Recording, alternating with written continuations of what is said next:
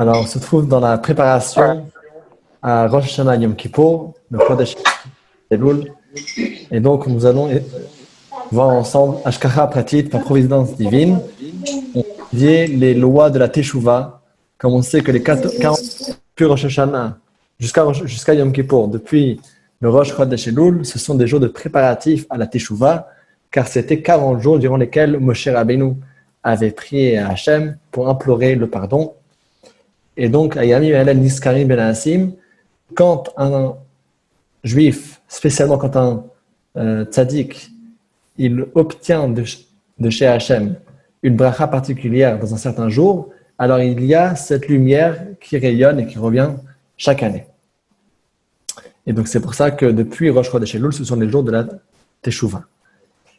Alors, dans le Rambam quotidien, nous sommes présents dans le chapitre 4. Le chapitre 4 traite d'une question délicate. Bien sûr, nous voulons tous faire Teshuvah, obtenir le pardon, mais est-ce que toutes les fautes sont-elles vraiment pardonnables? Est-ce qu'il y a quelque part une ligne rouge qui va nous bloquer et que si j'ai dépassé cette ligne, il n'y a plus rien à faire, c'est déjà trop tard? Alors, c'est ce qu'on va voir dans ce chapitre-là. Dans ce chapitre-là, le Maïmonide, il va nous parler de 5 catégories de fautes, 5 cas de figure différents. Le premier, ce sont des fautes qui ne nous donnent pas l'opportunité de faire Teshuvah. On va voir tout à l'heure ce que ça donne, mais ce sont des choses qui sont des fautes qui sont tellement graves qu'à cause de cela, on n'aurait pas l'opportunité de faire la Teshuvah. La deuxième, ce sont des choses qui vont nous fermer la porte. Même si je vais essayer de faire Teshuvah, j'aurai l'opportunité, mais la porte, elle serait fermée. La troisième, ce sont des choses que c'est presque impossible de faire une vraie Teshuvah après ces choses-là.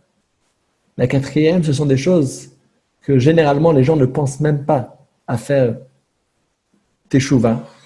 Et finalement, la cinquième catégorie, ce sont des choses qui sont tellement difficiles une fois qu'on y prend l'habitude que ça ne donne pas beaucoup de chance qu'on change nos mauvaises habitudes.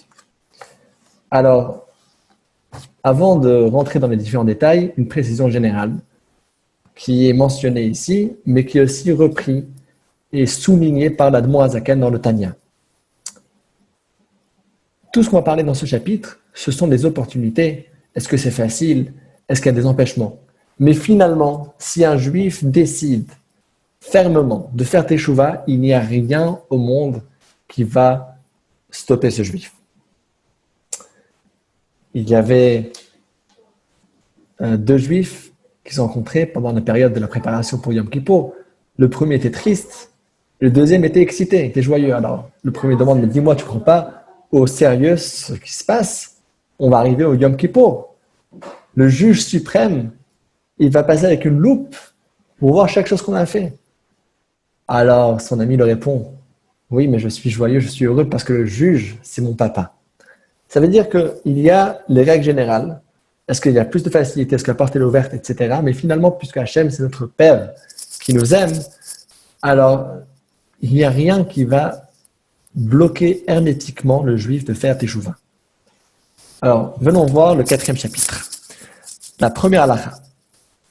Arba'a ve'esrim dvarim akivin et teshuvah. Il y a 24 choses qui peuvent empêcher et faire obstacle à la Teshuvah.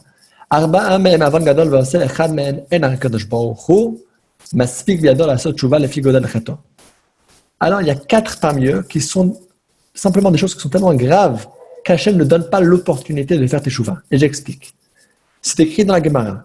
Habal lita'er mesa'ayinoto. Celui qui vient se purifier, Hachem lui accorde de l'assistance. On n'est pas seul. Lorsqu'on fait Teshuvah, Hachem nous aide. Faire la Teshuvah, c'est un changement radical dans notre vie. Comment est-ce qu'on arrive à le faire? C'est une aide d'Hachem.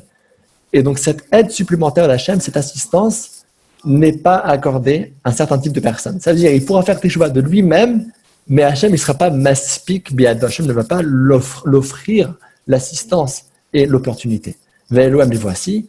Aleph a marqué Tarabim, ou Bichal la bonzeh me'akev Tarabim la sot mitzvah. Celui qui va faire fauter les autres, ou bien qui va les empêcher de faire une mitzvah. Bet, Celui qui va inciter ses amis de dévier du droit chemin. Et donc, on voit aussi c'est une responsabilité qu'on a vis-à-vis du prochain. Numéro 3.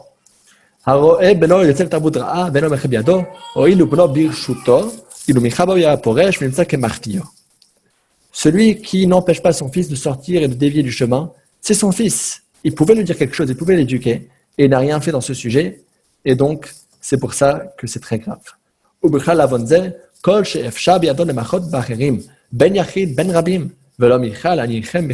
Celui qui avait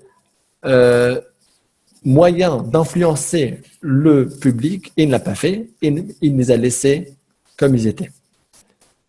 Et donc, les trois premiers, ils vont dans le même sens, ce qui nous montre juste comme quoi la halakha, elle nous souligne l'importance primordiale vis-à-vis d'Hachem, pas juste de nos mitzvahs personnels, mais il y a encore une gravité plus grave qui est par rapport à notre responsabilité envers autrui.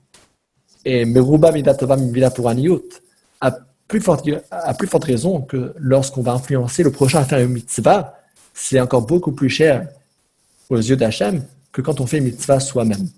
D'ailleurs, c'est écrit dans la Gemara que de donner la tzedaka, c'est une très grande mitzvah, c'est aussi lié avec le mois de Elul, il faut intensifier dans la tzedaka, mais celui qui va non seulement donner la tzedaka, mais qui va aussi influencer les autres à donner, le me'aseh, celui qui fait faire les autres, il a une récompense qui est encore plus importante que le oseh, que celui qui fait lui-même.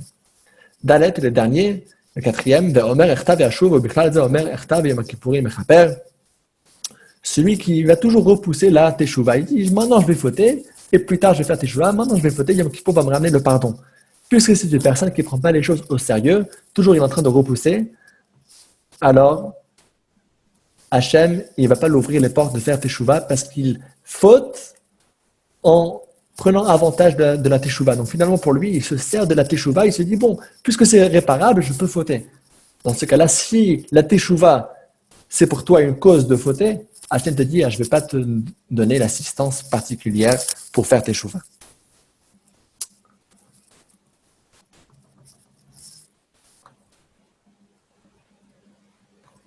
Alors, prochain halakha, c'est l'halakha numéro 2, halakha bet.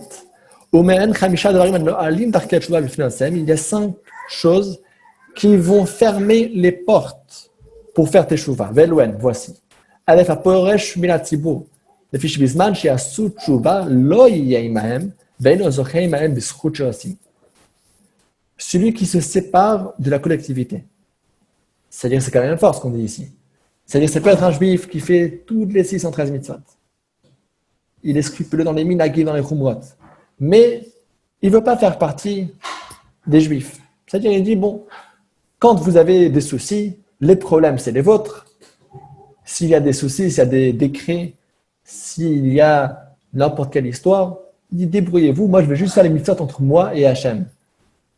Alors, ça fait partie des 24 choses qui rendent la teshuva difficile. Et pourquoi? Le Rambam l'explique lui-même, il dit parce que lorsqu'on est et qu'on fait partie de la collectivité, alors premièrement, lorsque tout le monde fait teshuva, ça peut nous donner l'influence de faire aussi teshuva. Mais deuxièmement, le srout du rabbim, le mérite du public est plus fort que le srout de l'individuel. C'est pour ça qu'il y a ici l'idée de minyan, on se réunit ensemble, et tfilat harabim ein animeset. Lorsque on est un public ensemble et qu'on se réunit, Hachem, il nous donne toujours de l'importance. Et donc, celui qui se sépare du public et qui veut faire sa vie tout seul et qui ne regarde pas sur les autres, alors il est en train de se fermer la voie pour la teshuva parce qu'au contraire, d'être avec le public, c'est ça la voie pour se rapprocher d'Hachem. Lorsqu'Hachem voit comment on accepte chacun, comme ils sont, mida keneged mida, Hachem aussi nous accepte de la façon que nous sommes.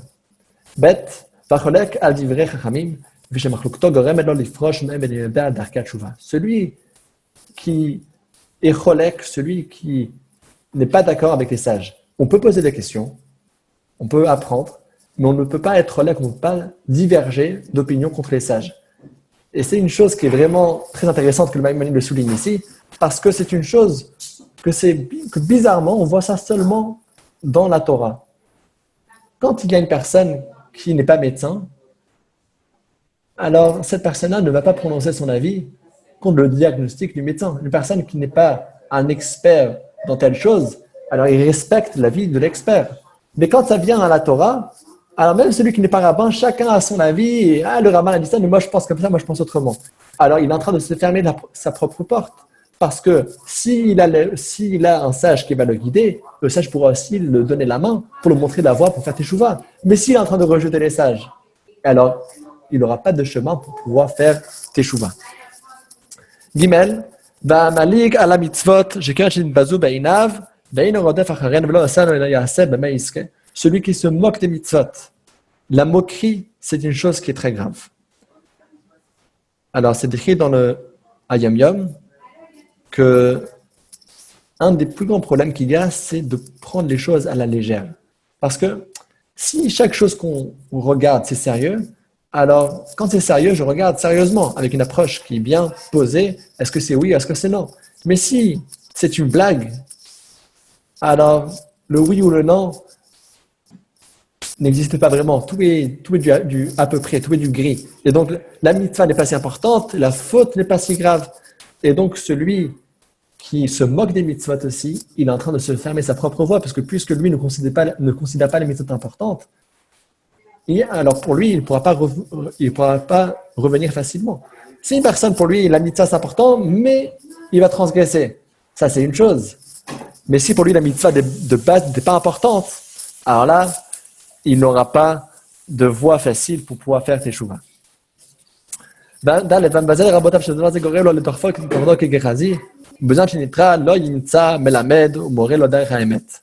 Celui qui se moque de ses rabbanim, ça va faire comme l'histoire de Gehazi qui s'est fait rejeter de son maître. Et donc là, on revient au problème que son maître ne pourra pas l'enseigner le chemin de la teshuva. Hey, vasonet artochachot, share lo niniach lo terech teshuva. שהתוכחה גורמת לתשובה שבזמן שמודיעים לו לאדם חתם מכנים אותו חוזה בתשובה כשכתוב בתורה זכור ואל תשכח את אשר כתבת את השם לגומם. מאמרים הייתם ולא נתן השם לכם לב עם נבל ולא חכם וכן שהוא יוכיח את ישראל ואמר הוי גוי חוטא ידע שור קונהו מדעתי כי קשה אתה. Et donc, c'est très important de pouvoir accepter les critiques. Les critiques qui viennent de nos sages, de nos enseignants, de nos rabbanim, parce que ce sont des critiques constructives.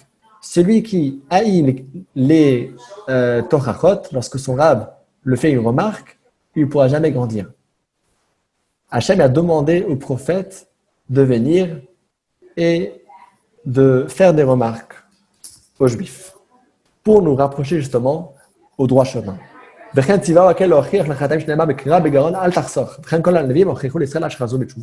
Et tous les prophètes, ils ont toujours fait des remarques sur l'ordre d'Hachem. Il dit,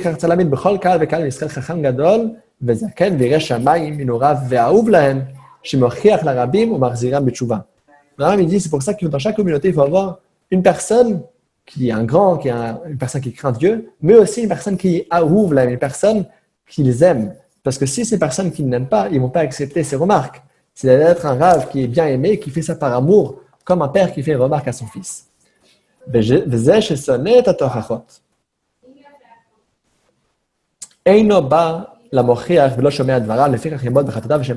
Celui qui n'aime pas les critiques et les remarques, alors il ne pourra pas jamais écouter ce qu'il y a à réparer. Important à noter ici, ce qui est écrit dans le Midrash. Alors c'est le Midrash de Dvarim Rabbah, qui dit qu'en vérité, dans la Torah, on voit une chose qui est très intéressante. Et c'est la chose suivante.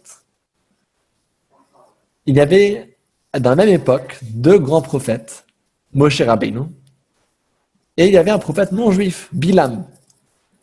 Qu'est-ce que Moshe Rabbeinu a dit aux Juifs? Moshe Rabbeinu, il a dit les Torachot. Il a donné toutes les critiques avec toute la liste des choses qu'il faudrait réparer. Et Bilam, que de base, il voulait maudire les Juifs, mais finalement, il vient, et Bilam est là en train de bénir les Juifs. Matovu Olech Yaakov, avec toutes les bénédictions qu'il nous a données. Alors le Midrash dit, les choses ne sont pas ici à l'envers. Il ne fallait pas plutôt que ce soit Bilam qui dise les critiques et Moshe Rabbeinu qui nous aime, qui est notre rabbi. Ce sera lui qui nous donne toutes les brachot. Et le Midrash répond la chose suivante. que si c'était le cas, alors les Juifs n'auraient pas accepté les remarques de Bilam. Ils ont dit oui, c'est Bilam, c'est l'ennemi des Juifs. C'est pour ça qu'il nous dit ça. C'est pour ça que les remarques devaient être faites par une personne qui nous aime. Aouv l'aime. La même chose à l'envers. Si les brachot, les bénédictions étaient données par Moshe Rabbeinu, alors là, les non-juifs, ou même certains juifs, auraient dit bon, c'est parce que c'est Moshe Rabbeinu, il nous aime, c'est pour ça qu'il donne ses brachot. Mais est-ce que c'est vraiment des vraies bénédictions? Vous voulez montrer que non, tout le monde est bien d'accord sur les bénédictions. Et c'est pour ça que ça sera Bilam, l'ennemi des Juifs, c'est lui qui va lire les bénédictions. Et donc, de là aussi vient la règle que les parents aussi, s'il y a une remarque qu'il faut dire à l'enfant, c'est justement eux qui peuvent la dire, puisque les parents, ils aiment vraiment leurs enfants. On passe à la troisième catégorie, dans la lacha gimel, à la lacha numéro 3. ומהם חמישה דברים שעושה אותם אי אפשר לא ששוב בתשובה גמורה, לפי שמבנות שבין אדם לחברו, ואין יודע חברו שחטא לו כדי שיחזיר לו, או ישאל ממנו למחול לו.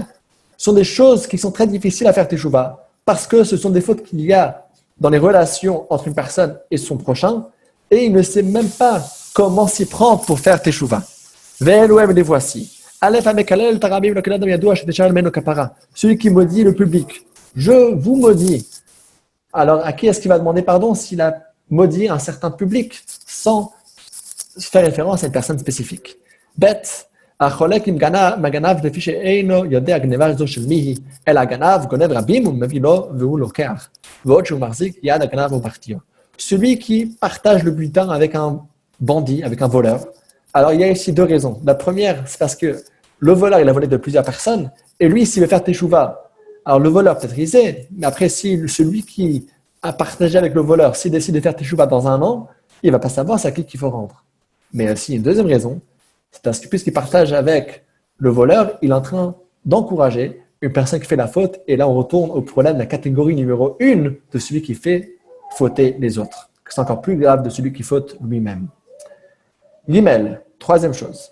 Bamotse Aveda, celui qui retrouve une perte, une trouvaille, et donc il est censé la rendre, bien sûr.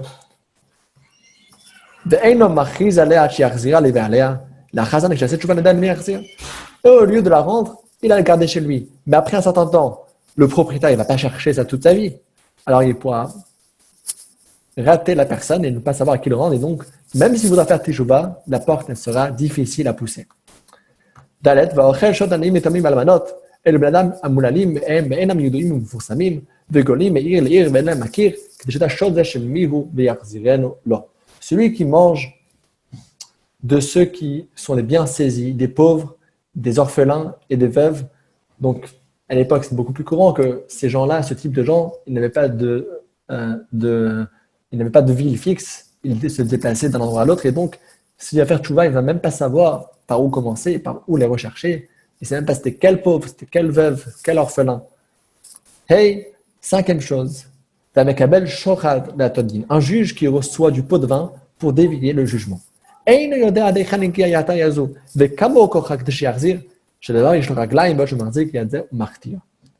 Lorsque personne tranche dans un din Torah, le juge rabbinique tranche, alors ça fait après l'effet domino, c'est pas juste, voilà, j'ai tranché pour un, voilà, on parlait de 100 francs et il y a un qui va recevoir les 100 francs et pas l'autre.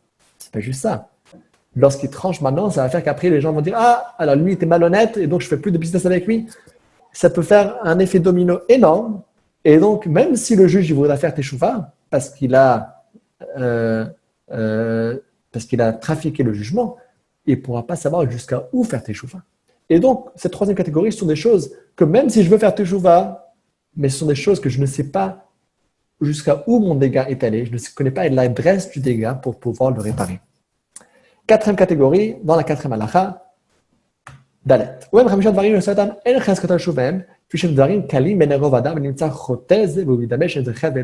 sont des choses que, pourquoi faire teshuva c'est difficile?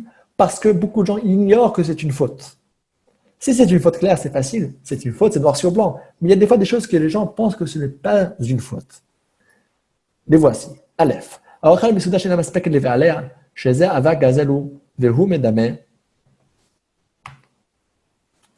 Shilochata, Ve'omar klum achalti, ela birshuto. Celui qui mange d'un repas, il est invité, mais il n'y a pas suffisamment de manger pour le propriétaire, pour l'hôte. La halakha dit qu'il n'a pas le droit de manger. Et lui, il se dit, mais si je mange, de toute façon, c'est avec la permission, c'est pas du vol. Non, c'est une forme de vol, il n'a pas le droit de manger dans un repas qui ne suffit pas pour l'hôte. Une fois, il y avait une personne qui était invitée dans un repas et il a remarqué qu'il n'y avait pas assez de nourriture pour l'hôte. Alors, il ne voulait pas manger. Alors, l'hôte, il est un peu mal à l'aise, il dit, pourquoi est-ce que vous ne mangez pas? Alors, il a dit, parce que mon médecin m'interdit de manger. Ah, pas de problème, ok. Après, quand il ressort, son ami lui dit, mais ton médecin, tu m'as jamais dit que tu avais des problèmes d'intestin? Ah, il dit, oui, mon médecin, c'est le Rambam, c'est le Maïmonide. Le Rambam, il dit qu'on n'a pas le droit de manger d'un repas qui ne suffit pas à son propriétaire. Deuxième chose. המשתמש באבותו של העני, שהאבות של העני אינו אלא כגון קרדום ומחרשה, ואומר ליבו אינם חסרים, אלא הרי לא גזלתי אותו. Alors, celui qui fait usage d'un gage qu'il a pris d'un pauvre, qu'il a prêté à un pauvre, il prend un gage, alors il se dit, bon, de toute façon, le pauvre, il ne va rien faire, de toute façon, il n'a pas de champ, moi, je prends le gage et je l'utilise. On a le droit de prendre un gage dans certains cas, mais pas l'utiliser. Et lui, il pense que de toute façon, il n'a rien perdu. Et donc, c'est aussi une chose que les gens ils ne prennent pas, même pas conscience qu'il faut faire teshuva. Gimel, המסתכל באריות, מעלה דעתו שאין בכך כלום, שאומר וכי בעלתי או קרבתי אצלה, והוא אינו יודע שקריאת העיניים גוון גדול ושגורם לגופן של האריות, שנאמר ולא תטורו אחרי לבבכם ואחרי עיניכם.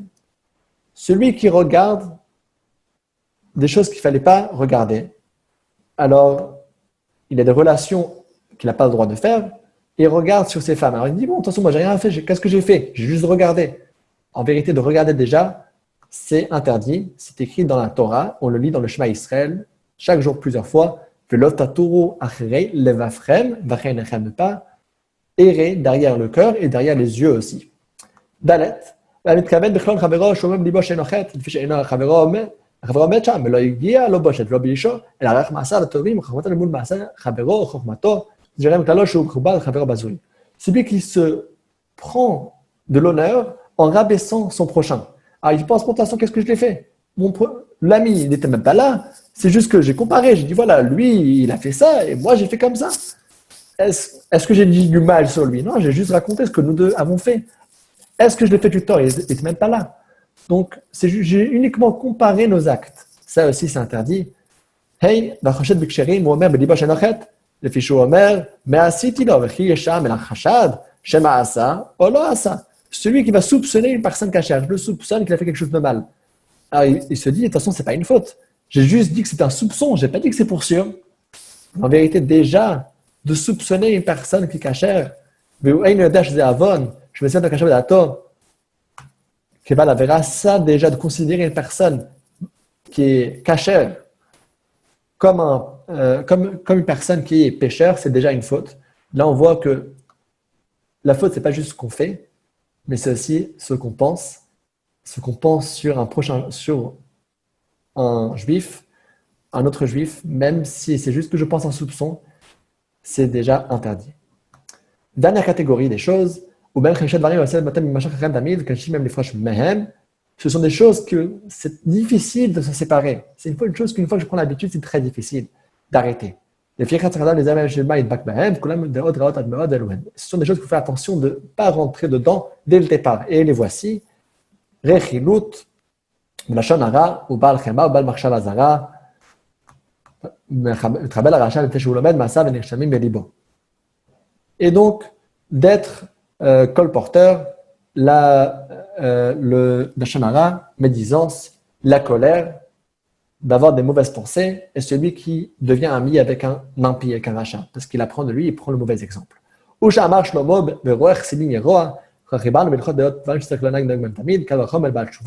Et on a déjà dit dans les lois de Deot, c'était vers le début du Rambam, c'était le deuxième sujet qu'on a pris. Le Rambam là-bas déjà nous donne toutes les bonnes vertus qu'il faut avoir. Ça c'est pour chacun, et à plus forte raison pour le Baal Tshuva, celui qui fait Teshuvah, il doit faire encore plus attention. Toutes ces choses-là,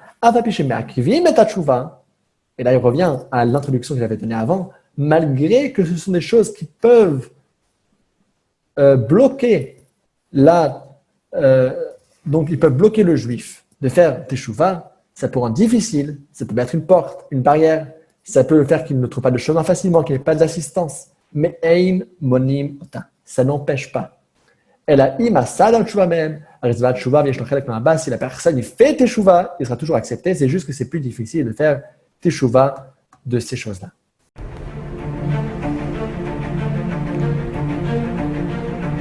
Et si connaître toute la Torah était possible, plongez-vous dans les joyaux de la Torah. Étude du Rambam, le Maïmonide, cours de qualité par des rabbins francophones aux 4 coins du globe.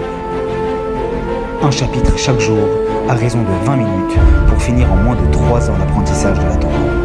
Relevez le challenge, tous les soirs en direct à 20h30 ou 21h30 heure israélienne. Nos cours sont accessibles à tout moment, YouTube, Facebook et sur notre site torah24.com.